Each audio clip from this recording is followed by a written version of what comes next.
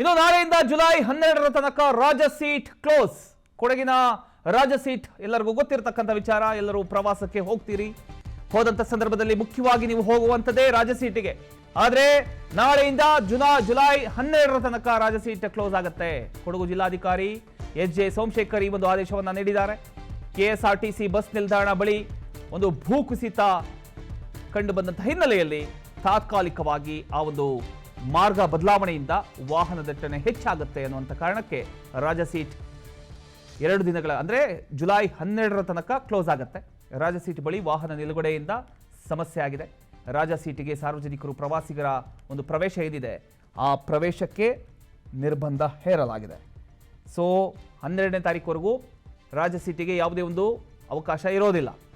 ಯಾಕಂತ ಹೇಳಿದರೆ ಮುಖ್ಯವಾಗಿ ನಾವು ಕೊಡಗಿನಲ್ಲಿ ಮಡಿಕೇರಿಗೆ ಹೋದಂಥ ಸಂದರ್ಭದಲ್ಲಿ ರಾಜ ಸೀಟ್ ಬಳಿ ಶನಿವಾರ ಭಾನುವಾರ ಆದರೆ ಜನ ತುಂಬ ಹೋಗ್ಬಿಟ್ಟಿರ್ತಾರೆ. ಪಾರ್ಕಿಂಗ್ ವ್ಯವಸ್ಥೆಗೆ ಸರ್ಕಸ್ ಮಾಡಬೇಕಾದಂಥ ಪರಿಸ್ಥಿತಿ ನಿರ್ಮಾಣ ಆಗುತ್ತೆ.